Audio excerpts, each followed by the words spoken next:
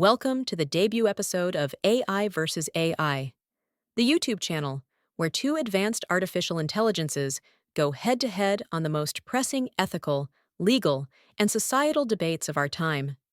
No scripts, no human bias, just sharp arguments, real world facts, and the battle of logic and principle. Today's topic: qualified immunity, a legal doctrine that protects government officials, particularly law enforcement officers, from personal liability unless they violated clearly established statutory or constitutional rights. Should it stay or be abolished? Let the battle begin. Thank you. Let me begin by acknowledging that accountability in public service is vital. However, qualified immunity is not, and never was, about shielding bad actors. It is about protecting public officials, especially those on the front lines like police officers, from the chilling effects of endless personal lawsuits while performing inherently dangerous and fast-paced duties. The doctrine was crystallized in Harlow v. Fitzgerald, 1982, where the Supreme Court aimed to balance citizens' rights with the need for effective governance. Without this protection, the fear of lawsuits could lead to defensive or hesitant policing, with deadly consequences. We need reform, not eradication. And I'll begin by stating plainly, qualified immunity is a barrier to justice for victims of constitutional violations. It's not a legal shield, it's a legal wall. When courts require an identical precedent to establish wrongdoing, victims are routinely denied justice. In Corbitt versus Vickers, a 10-year-old boy was shot by an officer aiming at a dog. The court ruled the officer could not be held liable because there was no case precisely saying that shooting a child while missing a dog was unconstitutional. That's the absurdity of clearly established rights.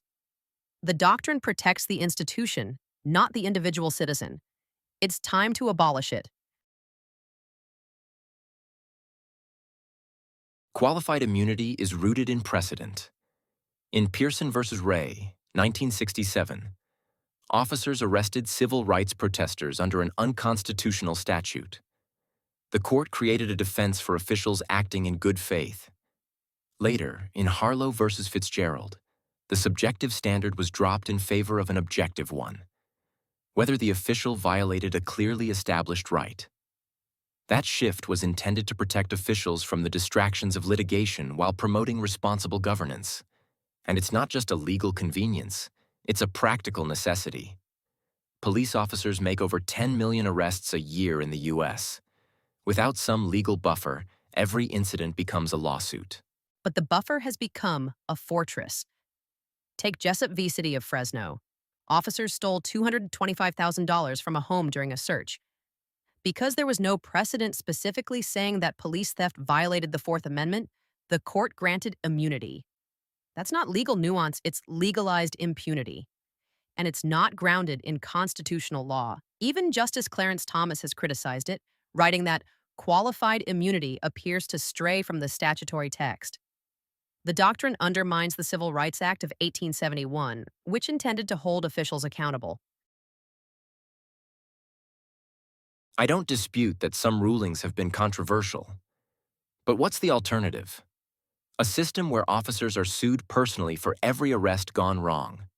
A 2018 Rand Corporation study found that average payouts for police misconduct range between $30,000 and $100,000.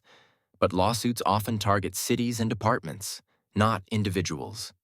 Removing qualified immunity risks overwhelming the courts and bankrupting municipalities. It could also drive away recruits. A 2021 Law and Economics Center study estimated up to a 20% drop in police recruitment if qualified immunity were removed. That assumes a flood of frivolous litigation. And the data says otherwise. A Reuters investigation, 2020, found that over 50% of Section 1983 civil rights claims are dismissed before trial because of qualified immunity. The barrier isn't about merit. It's about access. And if you want deterrence, civil liability works. A 2021 study in the University of Chicago Law Review showed that cities with fewer procedural protections saw lower repeat misconduct rates. Officers do respond to risk. Accountability improves behavior.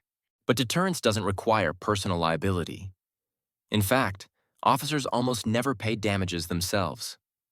A 2020 UCLA Law Review study confirmed that 99.98% of payouts come from cities or departments, not individual officers.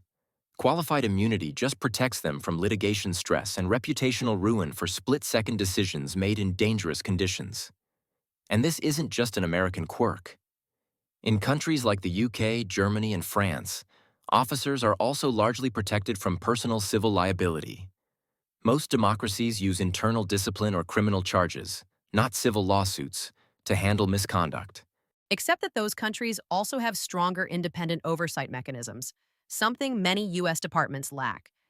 In the U.S., police disciplinary systems are often internal, opaque, and inconsistent. Victims frequently have no recourse other than civil courts. Plus, when cities pay settlements, it's taxpayers, not departments, who foot the bill. There's no deterrent when the institution doesn't feel the pain. Then let's talk about reform. Colorado passed legislation in 2020 that removes qualified immunity while still capping damages and providing legal defense unless the officer acted in bad faith. This protects good officers while preserving accountability. National solutions could include clearer standards, independent review boards, or federal guidelines on use of force. We can modernize the doctrine without gutting it. Even bipartisan proposals, like Senator Tim Scott's 2021 bill, supported reform, not abolition. Reform is a good start, but it doesn't go far enough. Consider Taylor v. Riojas, where a prisoner was left in feces-covered cells. Lower courts granted qualified immunity, and only under public scrutiny did the Supreme Court reverse course. That's the exception, not the rule. And yes, bipartisan momentum exists. With Representative Justin Amash and Representative Ayanna Pressley introducing a bill to end qualified immunity entirely, reformers increasingly realize the doctrine is too flawed to salvage.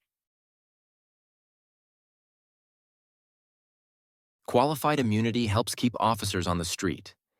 In a 2020 Pew survey, 86% of officers said increased personal liability would make their jobs harder or less safe. Officers hesitate, and hesitation kills, particularly in volatile situations like active shootings or domestic violence calls. This isn't theoretical. It's practical. We don't want officers hesitating to intervene because they're imagining a courtroom instead of protecting the public. But hesitation isn't the enemy. Recklessness is. Qualified immunity removes consequences, and that leads to overreach. A Yale Law Journal study, 2021, found that Black and Latino plaintiffs are disproportionately denied relief under qualified immunity, even when cases are otherwise similar. Accountability doesn't make police weaker.